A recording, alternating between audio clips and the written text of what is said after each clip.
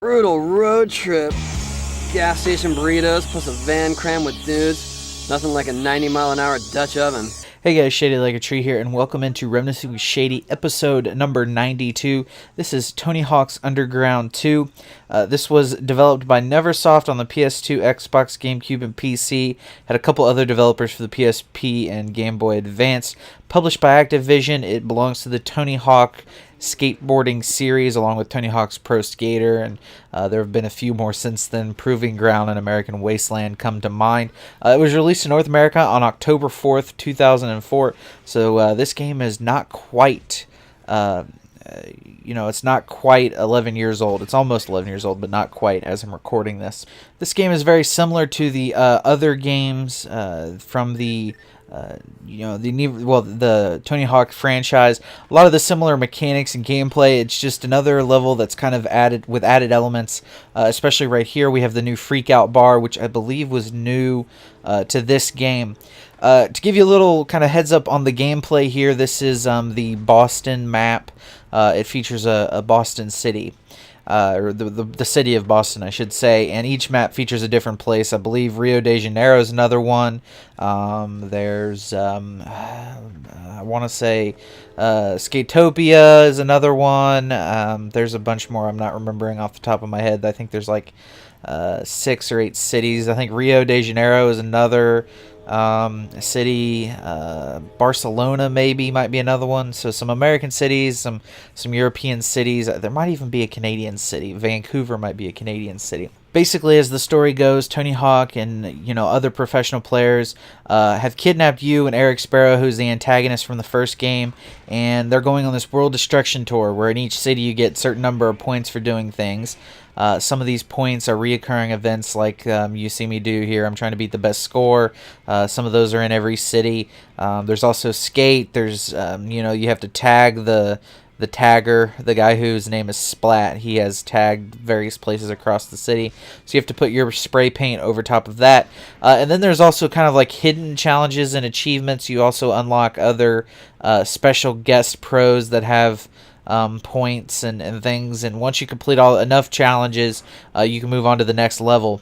And in Boston, actually, one of the levels is you saw those cannons right there. If you light your board on fire, then grind both of the cannons while your board is on fire simultaneously, or not simultaneously, but back to back. I mean, you will be able to basically destroy part of the level. And there's a levolution element to each level of this game.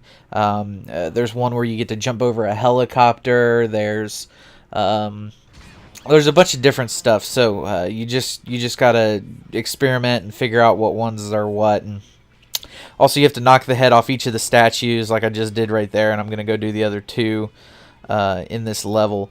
But yeah, it's that's basically the goal, is just to score points like previous Call of Duty or previous Tony Hawks. But at the same time, you want to, it's a little bit different than before because these are mostly based on destruction and kind of really cool special guests, which you'll see later in this video. A lot of this game features many people from the TV show Jackass, as well as Bam's Viva La Bam. You'll see Phil, Bam's dad, Bam's friend Steve-O. There's a couple of others. I'm forgetting their names off the top of my head that are in this as well. But there's also special guests, a Ben Franklin reenactor, Jesse James, a bullfighter, Steve-O, a shrimp vendor, a jester, a voodoo doctor, Bigfoot, and Shrek. And then there were aliens that are playable also in this level.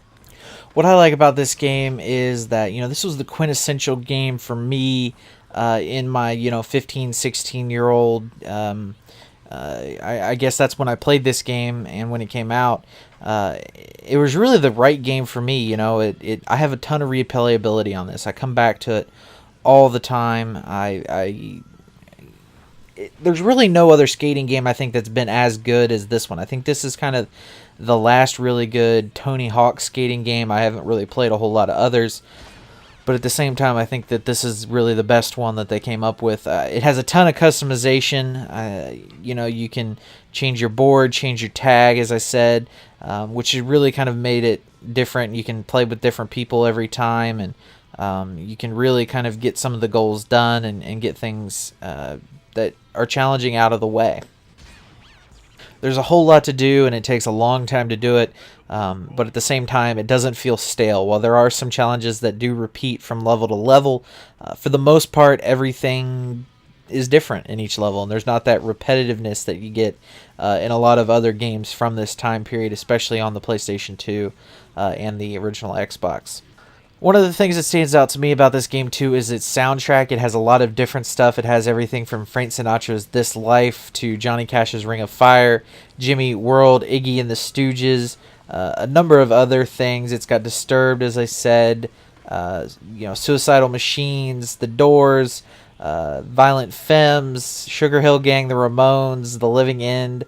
The list goes on and on of really good songs, and they really get in your bones, and you can really you just learn the songs, and you get used to having them around, and you get used to doing a whole bunch of stuff. But what I'm doing right here is I'm trying to destroy or set up the level.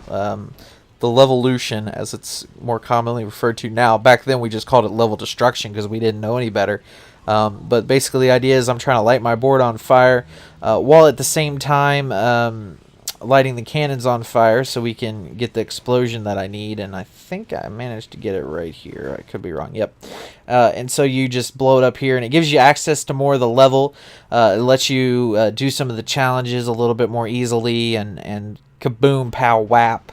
2 cannon explosions later, and you get some pretty cool effects. And I mean, these are top of the line effects. Like when I first saw this animation, I was like, wow, this is like, what is life? I didn't even know how to react to this because this game was so impressive to me at that time. We didn't have a lot of today's modern games. For those of you youngins, it'll make me feel old because this game was 10 years ago, but we didn't have the games like today where you got to go movie big. No, these were relatively low budget productions, all things considered, as I go here into the water.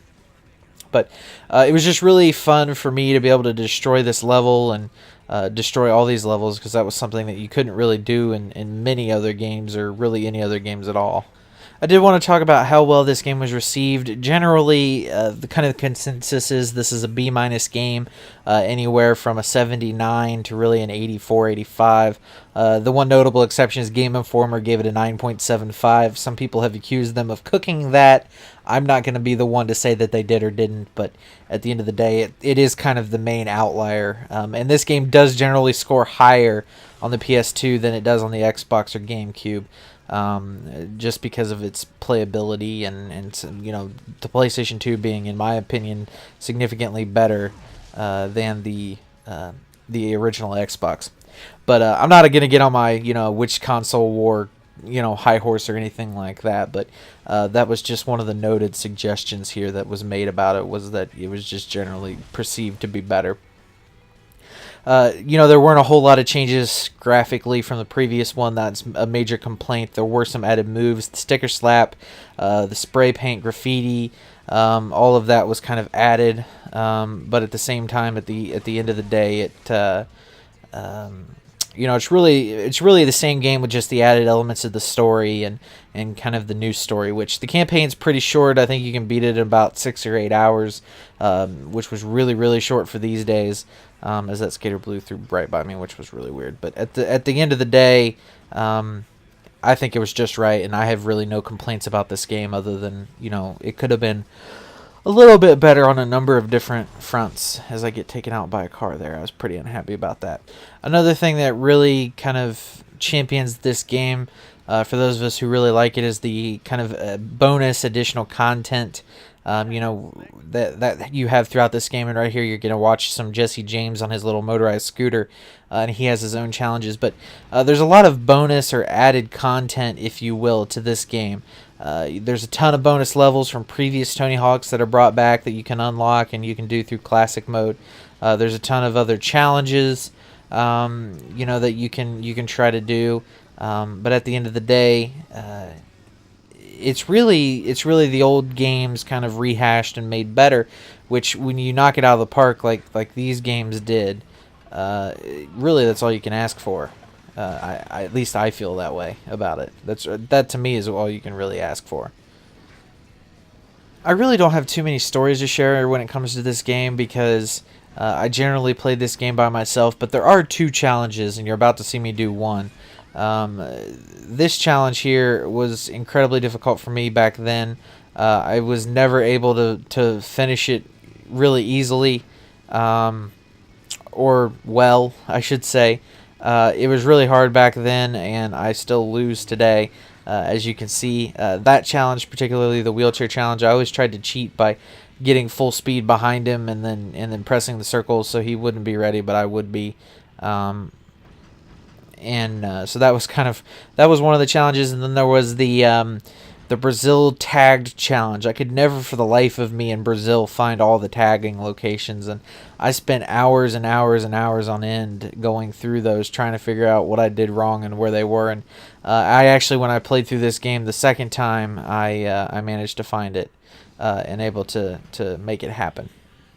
But anyway, guys, that's really all I have to share with you guys today. I want to thank you very much for watching this episode of Reminiscing with Shady. This has been episode number 92, Tony Hawk's Underground number 2, as it was played on the PlayStation 2, released in 2004. So I did complete the wheelchair challenge there. I was pretty happy with myself, as you can see by that little flip I did right there. But anyway, guys, I want to thank you again very much for watching.